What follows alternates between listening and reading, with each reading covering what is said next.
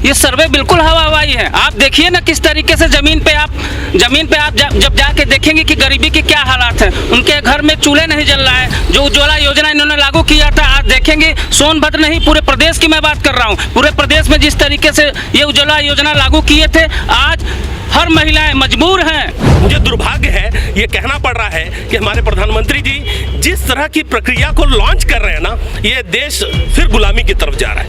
Media बिकी है। तो इसके साथ एक बड़ा शब्द मैं जोड़ना चाहूंगा कि मीडिया डरी हुई है।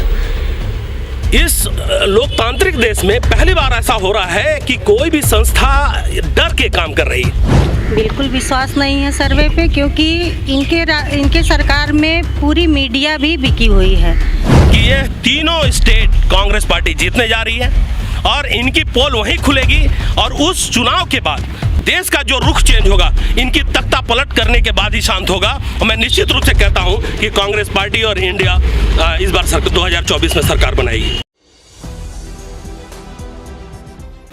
नमस्कार, मैं हूं हयात अब्बास और आप देख रहे हैं 4 PM न्यूज़ नेटवर्क। और आज हम बात करने वाले हैं आज तक का सर्वे मूड ऑफ नेशन, जिसने अपने सर्वे में ये बताया है कि मोदी के काम से जनता कितनी खुश है। जी हाँ, उसमें उस सर्वे में बताया गया है कि 69% लोग ऐसे हैं जो मोदी जी के कार्यकाल से बहुत खुश हैं, उनके कामों से बहुत खुश हैं। लेकिन उस सर्वे में कितनी सच्चाई है, ये धरातल से जुड़े लोगों से जानना बहुत ज़रूरी है। मैम, ये बताइए कि जिस तरह से इंडिया टुडे या ABP के सर्वे की बात करूं, लगातार सर्वे हो रहे हैं, जनता के बीच बोल रहे हैं, जा रहे हैं। पहली बात तो आप उस सर्वे को कितना सही मानते हैं? क्या ये सर्वे सच हैं? जो जिस तरह से मोदी सरकार से मैं जब लोगों के बीच जाती हूँ, बात करती हूँ, तो लोगों के तमाम मुद्दे होते हैं, लेकिन जो वो सर्वे आ रहे हैं, जो चैनल्स के आ रहे हैं, तो वो उन सर्वे पे आपको कितना विश्वास है? बिल्कुल विश्वास नहीं है सर्वे पे, क्योंकि इनके सरकार में पूरी मीडिया भी बिकी हुई है। सर्वे की हो रही है, जिस तरह लगातार जो भी मीडिया चैनल्स हैं ये दावे कर रहे हैं कि इतने प्रतिशत 69%, 70% लोग खुश हैं मोदी जी के कामों से। कोई खुश नहीं है, इनके कामों से कोई खुश नहीं है। और योजनाओं को भी ये बदलना, जैसे कि इंदिरा आवास था, उसको अब योजना बदल दिए हैं आवास में अपना नाम देके। ये सारी योजनाएं भी पहले की ही हैं जो योजना दिए हैं ये, और जनता इनसे त्रस्त है। महंगाई से भी त्रस्त है। इतनी महंगाई है कि महिलाओं का किचन संभालना मुश्किल हो गया है।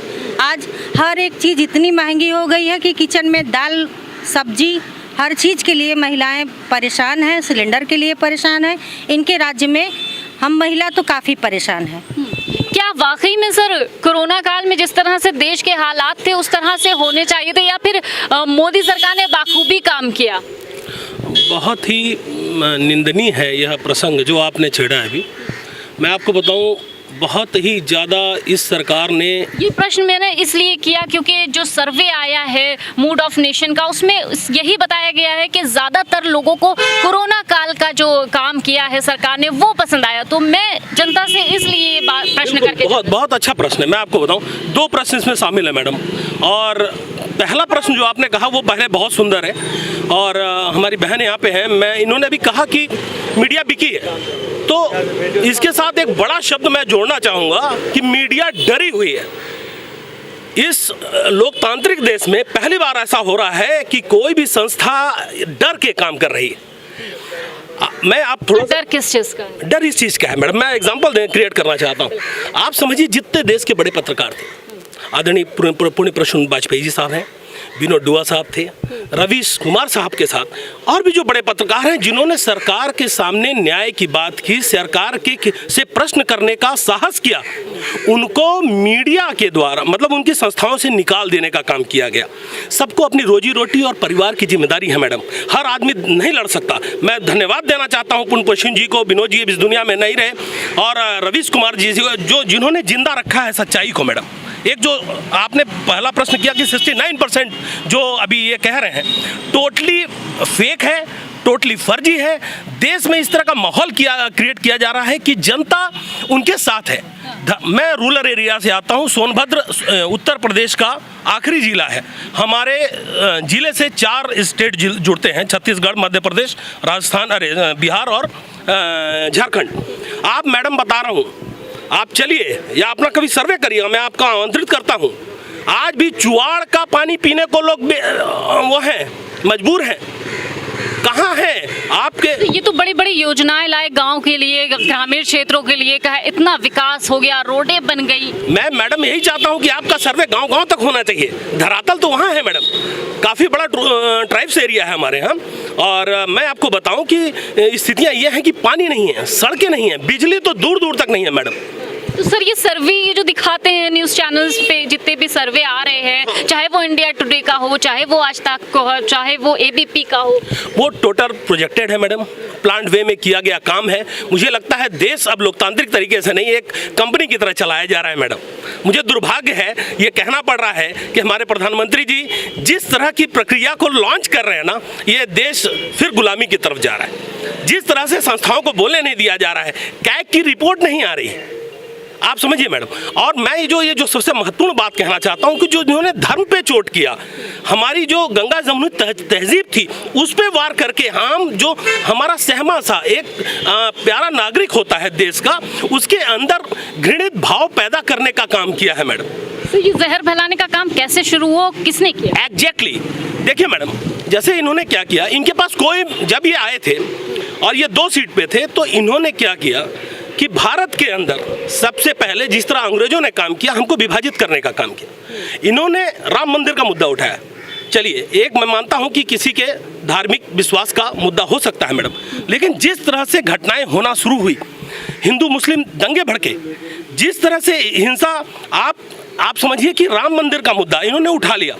आज आपको बताऊं कि इसके बाद इन्होंने मथुरा का मुद्दा उठाया, क्योंकि इनके जब मुद्दे खत्म हो जाते हैं तो ये धार्मिक उन्माद पे ही अपना बेस बना के ये लड़ना चाहते हैं, जिससे ढेर जो इमोशन से जुड़ जाता है और आम पब्लिक। सर आपने दंगों की बात की, लेकिन ये सरकार तो ये दावा करती है ना कि हमारे जब से हमारी सरकार बनी है तब से दंगे खत्म हो गए देश से। मैडम मुझे लगता है अगर आप एक पत्रकार हैं, आप देखिए चाहे दिल्ली में रहा हो और जिस प्रकार से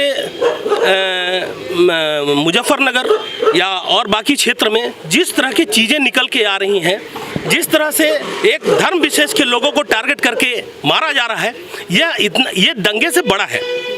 उससे क्या होता है कि हमारे देश की शांति पे असर पड़ता है।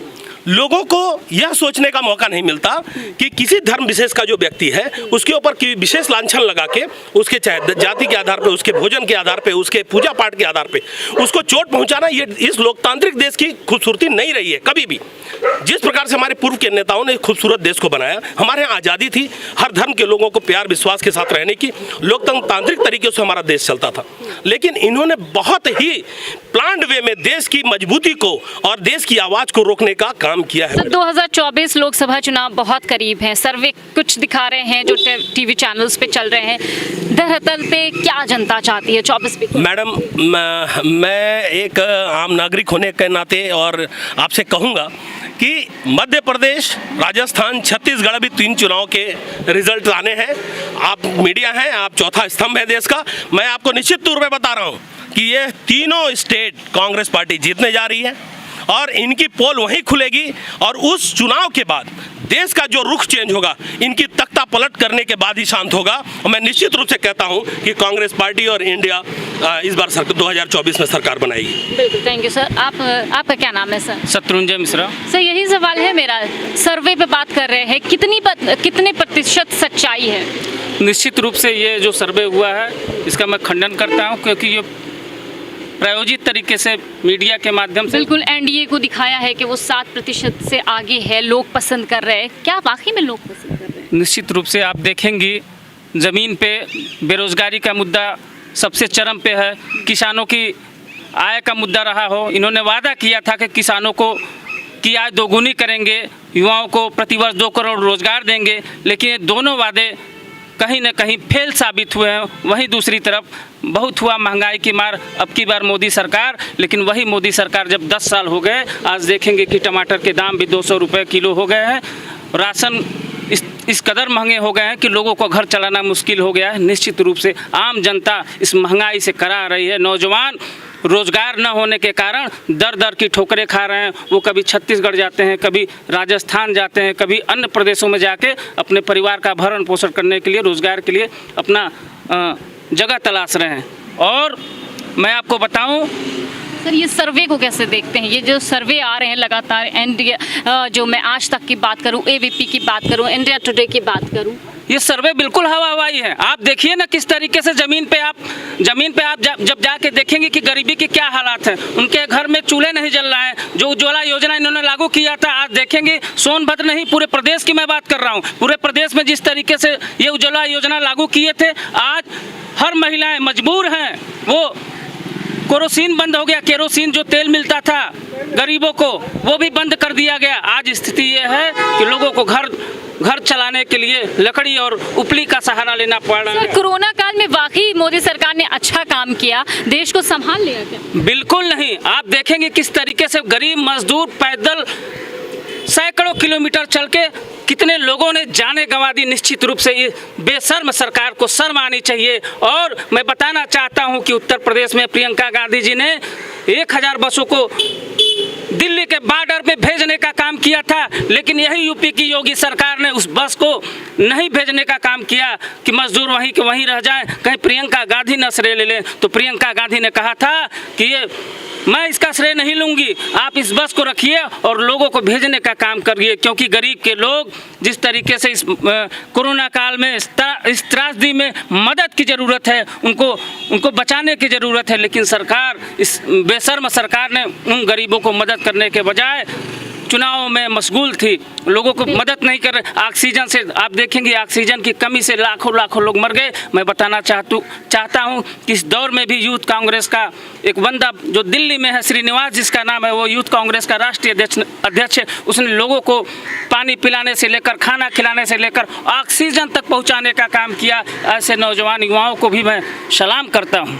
बिल्कुल, तो बड़ा सवाल, क्योंकि सवाल यही है, क्योंकि जिस तरह से आज तक का मूड ऑफ नेशन का सर्वे ये कहता है कि जनता मोदी सरकार के सबसे ज़्यादा कोरोना काल के काम से खुश है, तो हमने जनता से यही जाना है और हमें उस सवाल का जवाब मिल गया कि जहां ये दावा आज तक का सर्वे कर रहा है मूड ऑफ नेशन के कोरोना काल में मोदी सरकार के बेहतर काम से जनता खुश है, जबकि सबसे ज़्यादा जनता को तकलीफ उसी समय पहुंची थी जिस समय लाखों लोगों ने अपनी जान गंवा दी, पैदल चले मजदूर।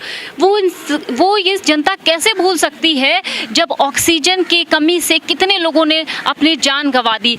जब मैंने लोगों से सवाल पूछा तो लोगों को अपने वो परिजन याद आ गए जिन्होंने कोरोना काल में अपनी जान गंवाई थी। जहां आज तक का सर्वे ये दावा करता है, वहीं ज़मीनी हकीकत उस सर्वे को तार तार करती है।